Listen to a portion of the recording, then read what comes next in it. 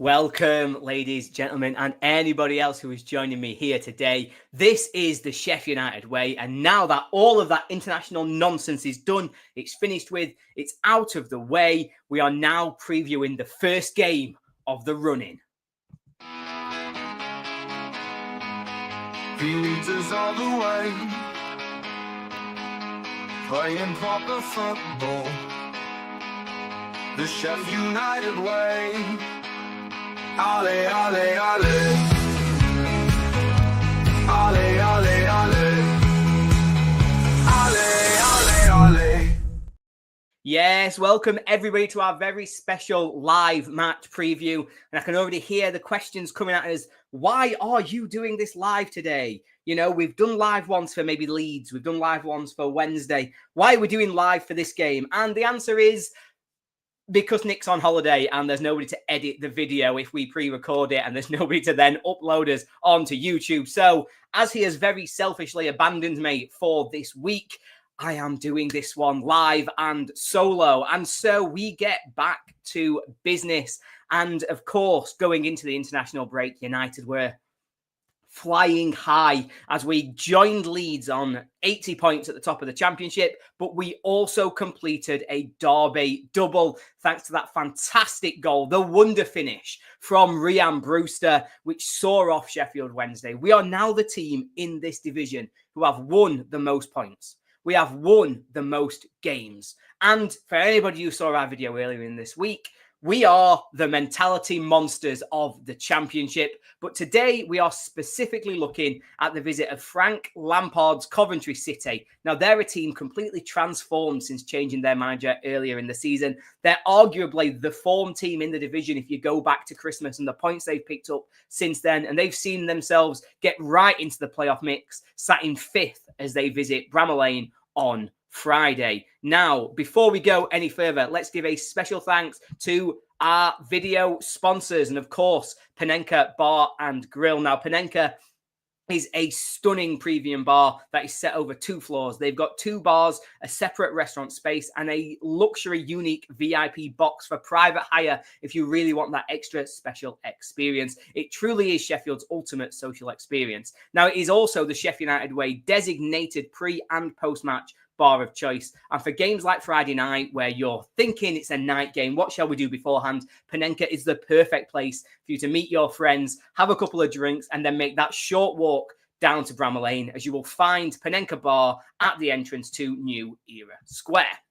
Now, team news. And after the international break, the big news for me, the thing that I'm really waiting for more than anything else, is will Vinny Souza be back? Will he be fit to start this game against Coventry? Hamza Chowdhury has been a more than able deputy, especially in some of these difficult away games. I thought at Hillsborough he was fantastic. And I think there's plenty of times this season where we've really seen him start to impose himself. But that's mainly in away games. I think when we've seen Hamza Chowdhury at Bramall Lane, he has sometimes struggled because he starts so deep. And he means that United midfield is too compacted and we just end up being under so much pressure as the game goes on. So I think Souza is so important to our title charge in these next 8 games. And I'm really hoping that he will be back fit. Obviously, Wilder had suggested he would be fit before the international break. So I am expecting him to play on Friday. But there's still that question mark because we all know that Chris Wilder likes to play the mind games. So who knows whether or not Vinny Souza will actually be fit as we move forward. The 2 Toms, Davis and Cannon, will both be fit enough to at least make the bench, but we are still waiting on further information in terms of whether or not Harry Clark or Alfie Gilchrist will be able to get back into the team or even back fit before the end of the season. That means that we are still looking at our right-back option as being Femi Sirike, or if Souza is fit as predicted, maybe Chowdhury could move out to that side. So my team prediction for this one on Friday night, I'm going for, very obviously, Cooper in goal. I think that is non-negotiable. He's the best keeper in the championship. Our back 4, I'm predicting that Vinny Souza is going to be fit. And so the team I'm picking is Hamza Chowdhury at right back and Nell and Robinson continuing their partnership in the centre. Harrison Burrows out on the left. Vinny Souza is going to come back in and be fit for this one, playing alongside Sidney Peck. And then obviously it's difficult when we're looking at the team going forward. Rhian Brewster having those fantastic moments at Hillsborough. Maybe that is going to fire him forward. Maybe that's going to mean that he's going to be the key man between now and the end of the season. But ultimately, I don't think that's the case. And I think United have been their most effective so far this season when we've had Gus Harmer on the left, Callum O'Hare through the middle, Ben Brereton Diaz on the right, and of course, Tyrese Campbell at centre forward.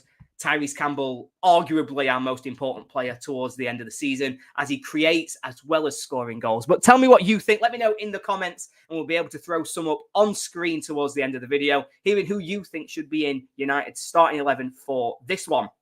Now, before we move over to our opposition view from, we want to give a huge shout out to Parrot Peel. Now, Parrot Peel are a fantastic band. They are a virtual band and many of their members are huge Blades fans. Please do go and check out parrotpeel.com.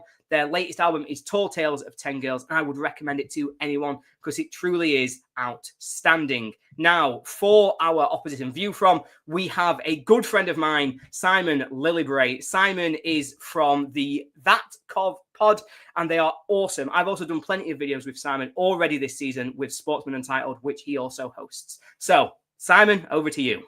Hey Ollie, thanks for having me on. An overview of the season. It's been a bit of a weird one from a Coventry perspective. Obviously, the massive news back in November that Mark Robins had been sacked kind of rocks the whole fan base, but that feels like quite a long time ago now, as you can probably expect, with Frank Lampard coming in and doing such an amazing job. There was always a belief, I think, with Coventry fans that he would do a good job, and the criticism seemed to kind of come from the outside football world rather than Cov fans themselves. But 10 wins in 12, he's got us and his coaching staff playing a lot more intensity, playing with a lot more freedom. They're a lot fitter as well, which I think is a massive change from the start of the season.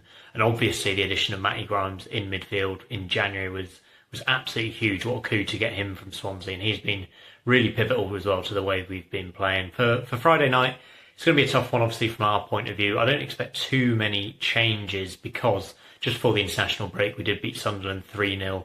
Of course, Haji Wright returned up front on his own in that game, scored a hat-trick. He was magnificent, and if he plays at his best, he'll really give us a great chance to get in that playoff picture. He'll start up front. It'll be Mason Clark on the left wing and Tatsuhiro Sakamoto on the right. Should be a 4-3-3 with Victor Torp pushing forward from midfield. Jamie Allen was captain and absolutely unbelievable against Sunderland, so I expect he'll hold on to his place alongside Matty Grimes. In terms of injuries, Jack Rodoni dislocated his shoulder a couple of weeks ago at Oxford, and he was our best player before that injury, so it'll be interesting to see what Lampard does with him, whether he comes straight back into the 11 or whether he stays on the bench. I think he'll probably be on the bench for this one, and that'll be a back four: Milan Van Avak, Bobby Thomas, Liam Kitching, and probably Jay De Silva, although Jake Bidwell could play if we need a bit of physicality. Oliver Dovin in goal being excellent, a really big reason why the form's changed around as well. So yeah, should be a really good game. I'm hopeful we can get a point. Not confident. Obviously, you guys seem to win every single game by 1 goal, so I can certainly see another 1-goal Sheffield United win, but I'd snap my hand off for a point right now. No, thank you very much, Simon. I absolutely loved, as part of that video, seeing the signed Gus Harmer shirt up on the wall behind him, because what a player he is, and obviously a great servant of both clubs. In terms of the game, I am a bit worried about Haji Wright. Hearing Simon talk about the impact he had in that game against Sunderland does gives me the feeling in my tummy that I don't massively like. But I'm sure United, we've proved so far this season that we can take on any and all comers, and hopefully we'll see that again on Friday. And hopefully Simon's slight pessimism there about a 1-goal defeat really does come to pass. Now, looking at the referee, and the referee for United against Coventry is Oliver Langford. He's had 23 games so far this season in all competitions. He has issued 77 yellow cards, which is pretty average. He's given 2 red cards again, which is pretty average. And he's given 5 penalties. Again, all pretty average if we're just looking at the stats. In terms of his stats when reffing United, he's reffed us 3 times so far this season. We've got 2 wins and 1 defeat. They were games against Portsmouth and Burnley at Bramall Lane and our away victory against Blackburn Rovers. In terms of Coventry, he's reffed them twice and they have won both games so far. So it does feel as though something's got to give in terms of the team's records when he plays. One thing to keep an eye on though, and if you are, a betting man, there may be some consideration to the fact that United have picked up 3 bookings in each game that he has reffed us so far this season, a much higher than average, both for the club, but also for Oliver Langford in terms of his way of reffing. So do keep an eye on that, and United picking up a lot of bookings. Now, that brings us to our player connections. And for this one, I've gone for 4 players who are not just huge legends for Sheffield United, but also will be playing a huge part in Chris Basham's testimonial, I am sure. It's fantastic to see that has been announced, and it'll be great to see as many Blades as possible packed into Bramall Lane to watch that game and give Bash the send-off that he really does deserve for everything he gave to Sheffield United. So, onto some of the players who we may see that day. We have John Fleck, our Scottish hero, and he was a huge part of that legendary United team that is also being honoured alongside Chris Basham. They rose from League One, took us all the way to competing for Europe, and really, they taught me to love football again. So that's what I love them for, and that's why I will never forget them. Before joining United on a free transfer, Fleck had previously been named Coventry's Player of the Season, but if anybody does want a really good laugh, go and check out Roy's View From for the views of Coventry fans when John Fleck joined United, because it is comedy gold and definitely one that is worth checking out, one for the archives. Another player from that legendary team that got 100 points, another Centurion for Sheffield United, Leon Clark. He played for both. And although, if we're being honest, Leon Clark has played for most teams in the EFL at this stage. He got 23 goals in 35 appearances for Coventry, and that was a fantastic return while he was playing for them. In terms of for United, it was 29 goals in 88 games for the Blades, but we'll never forget. And for me, the thing that always stands out is that month when I think he got 10 goals in a month, just after we'd been promoted from League One, playing in the Championship. What a run he was on, back-to-back hat-tricks against Hull and Fulham, and it just really felt like a special time to be supporting United. And so, Leon, I'll never forget that, along with you 2 at Hillsborough. Never forget the 2 at Hillsborough. The final one of our Centurions, if we're just going to keep rattling through them, great man, great goalkeeper, Simon Moore joined Coventry from United. He joined Coventry on a free from the Blades, and he became Coventry's first choice keeper as soon as he joined. Unfortunately, he did fall down the pecking order and ended up leaving the club on a free transfer, but a great servant of both teams, and nobody, I mean nobody, has a bad word to say about the great person that is Simon Moore.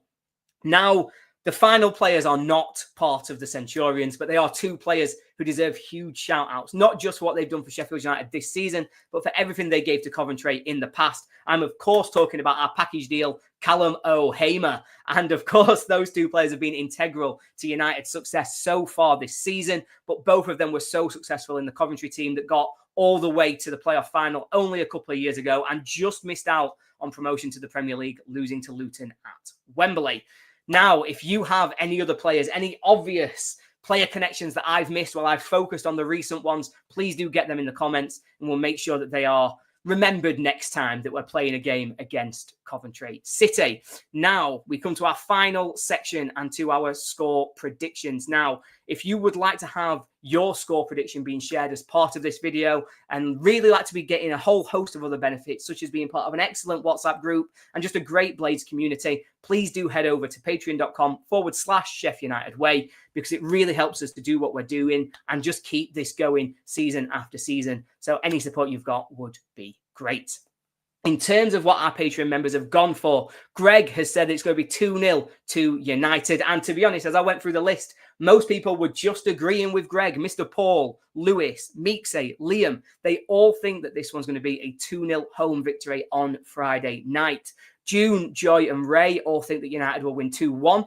Similar, but they think we'll concede. They've started to notice that we are letting goals in, which is a bit of a concern. Will.i.am, I don't think it's the real Will.i.am, but I will be happy to be corrected. Will.i.am has gone for 1-0, and Laura has also agreed she thinks it'll be 1-0 to United. But we do have some who are doubting some of those credentials. Morey, he thinks we're going to drop points in this one. He's gone for a 1-1. Now, I don't hate that, to be honest. I think that's not a bad result. I think this is probably the second hardest game we've still got left this season, so I can understand exactly where Maury's coming from. But Mr. Positive himself, our stat man Adam, he's always the one who is pushing the Blades forward. He has actually gone for United to lose this game. He thinks we'll lose 2-1, but he does think it will be our Villa moment, the poor performance, the bad game, which G's us up for the final 7 and pushes us over the line. He does still think we'll get promoted, but he just thinks that we'll drop points for the last time this season in this game against Coventry.